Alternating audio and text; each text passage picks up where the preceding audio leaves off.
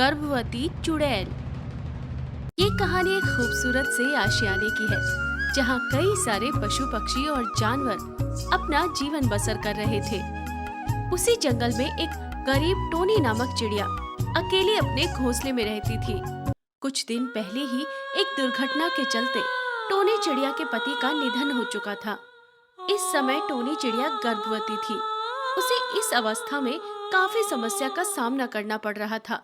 वो खुद जंगल में जाती थी और अपने लिए भोजन और साजो सामान लेकर आती थी, क्योंकि उसका अपना इस संसार में कोई नहीं था।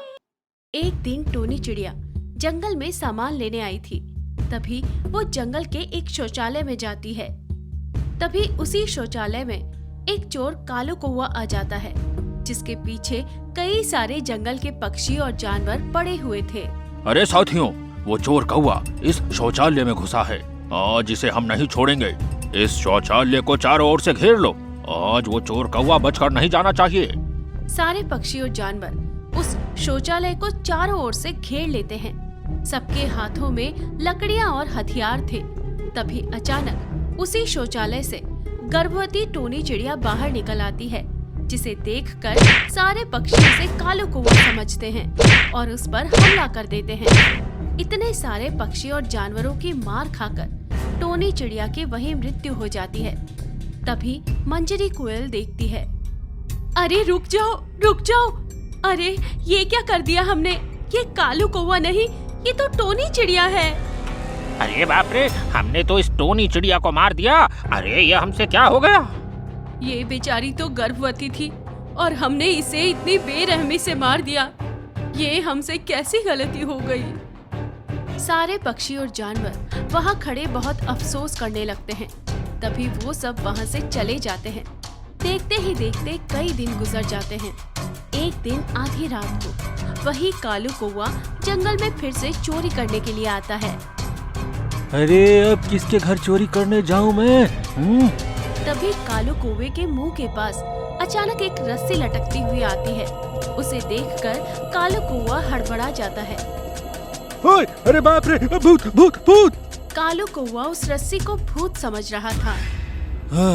अरे ये तो रस्सी है। मैं इस रस्सी को भूत समझ रहा था। मैं भी ना। पर ये रस्सी आई कहाँ से है? तभी वो रस्सी सीधे कालू कौवे की गर्दन में आकर अटक जाती है, जिसके बाद कालू कौवे को फांसी लग जाती है और उसकी वही मृत्यु हो जाती है। तभी ऊपर से एक भयानक चुड़ैल चिड़िया आती है। चलो, एक को तो मैंने रास्ते लगा दिया। अब धीरे धीरे करके इस जंगल का हर निवासी मेरा शिकार बनने वाला है। इतना कहकर वो चुड़ैल चिड़िया वहाँ से गायब हो जाती है। देखते ही देखते सवेरा हो जाता है। जब जंगल के सारे निवासी उस कालू कौवे को लटकता हुआ देखते हैं, तो सबके होश उड़ जाते हैं। अरे बाप रे, ये तो वही चोर कालू कौवा है। अरे इसे किसने मार दिया?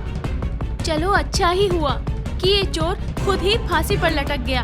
इस चोर कौवे ने तो हमारी नाक में दम कर रखा था।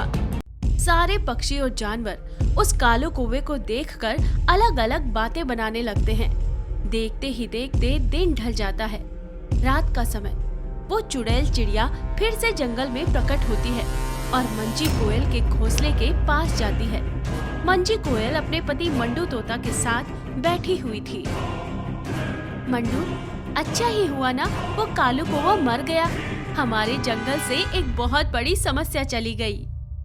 हाँ मंजी, वैसे भी उस चोर कालू कौवे ने हमारी रातों की नींद हराम कर रखी थी। तभी ये सारी बातें ऊपर पेड़ पर बैठे वो चुड़ैल चिड़िया सुन रही थी। अच्छा, तो ये दोनों यहाँ बैठे उस कौवे की मौत का जश्न मना रहे हैं। चलो, इन्हें मैं अभी मजा चखाती हूँ। वो चुड़ैल चिड़िया ऊपर से रस्सी नीचे उस मंजी कोयल के पति मंडू तोता की गर्दन में फेंकती है और उसे झट से ऊपर खींच लेती है। बचाओ मुझे, बचाओ! फड़फड़ाने लगता है। अरे कौन है रे? कौन है? मंडू तोता को भी जोर से फांसी लगने लगती है। तभी मंडू तोता वही तड़प तड़प कर मर जाता है। तभी चुड़ैल चिड़िया उस मंजी कोयल के सामने आती है, जिसे देखकर मंजी कोयल कांपने लगती है। चुड़ैल, ये तो चुड़ैल है। मुझे जान से मारने के बाद यहाँ मजे से अपने पति के साथ गप्पे लड़ा रही थी। अब जाकर तुझे एहसास होगा कोयल कि दर्द कितना खतरनाक होता है। तुम्हें कब मारा मैंने? मैं तो तुम्हें जानती भी नहीं। मैं वही गर्भवती टोनी चिड़िया हूँ जिसे तुम सारे जंगल के निवासियों ने बड़ी बेरहमी से उस शौचालय के पास मौत के घाट उतार दिया था। मेरे पेट में मेरा बच्चा था। मैं चीखती रही, चिल्लाती रही, पर किसी ने मुझ पर रहम नहीं किया और मुझे मार मार कर मेरी जान ले ली। ये बात सुनकर मंजी कोयल के होश उड़ जाते हैं। क्या तुम टोनी चिड़िया हो? पर तुम ये चुड़ैल कैसे बन गई? मैं तुमसे बदला लेने वापस आई हूँ। तुम सबको मौत के घाट उतारने आई हूँ।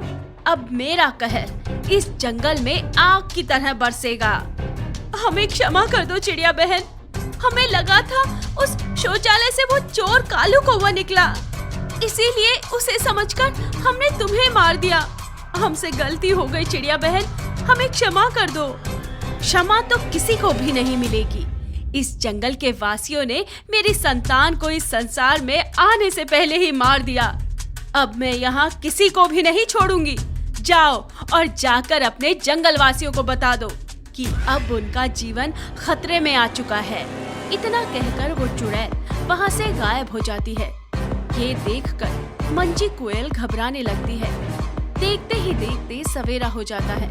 तभी मंजी कोयल सारे जंगल वासियों को उस चुड़ैल टोनी चिड़िया के बारे में बताती है और उसकी कही सारी बातें सबको बताती है।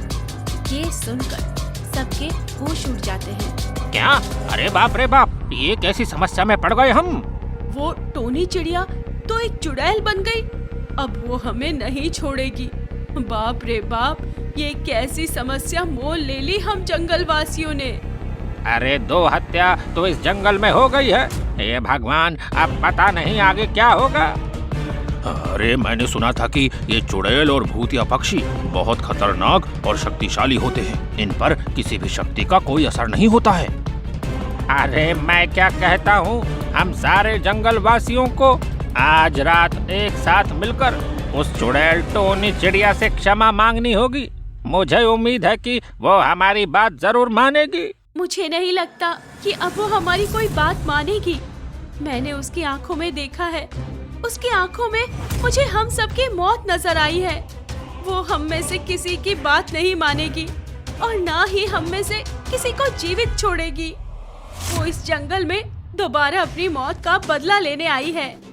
ठीक है, अगर ऐसी बात है तो आज रात हम एक साथ उस चुड़ैल टोनी चिड़िया से बात करेंगे। सारे पक्षी वहाँ से चले जाते हैं। देखते ही देखते अंधेरा होने लगता है। तभी जंगल के सारे जानवर और पक्षियों के बच्चे अचानक से गायब हो चुके थे।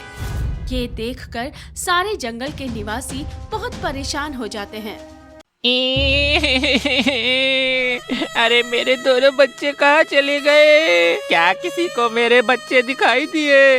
अरे मैं कब से उन्हें तलाश कर रहा हूँ पर उनका कहीं पता नहीं चल पा रहा। मेरे बच्चे,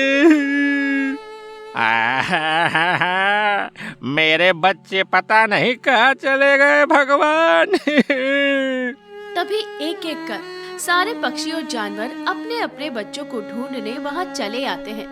सब ये घटना देखकर हैरान हो जाते हैं। ये कैसे संभव है? एक ही साथ पूरे जंगल वासियों के बच्चे अचानक से कहीं गायब हो गए। तभी वहाँ वही चुड़ैल टोनी चिड़िया प्रकट होती है, जिसे देखकर सारे पक्षी और जानवर घबरा जाते हैं। अरे बाप रे, ये टोनी चिड़िया तो बड़ी खतरनाक चुड़ैल बन गई। क्या हुआ जंगल के निवासियों? अपने बच्चों को तलाश कर रहे हो?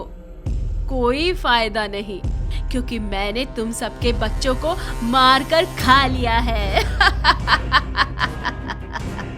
ये बात सुनकर सब दंग रह जाते हैं। क्या तुमने हमारे बच्चों को मारकर खा लिया? अरे क्यों किया तुमने ऐसा? उन मासूम बच्चों को मारकर तुम्हें क्या मिला?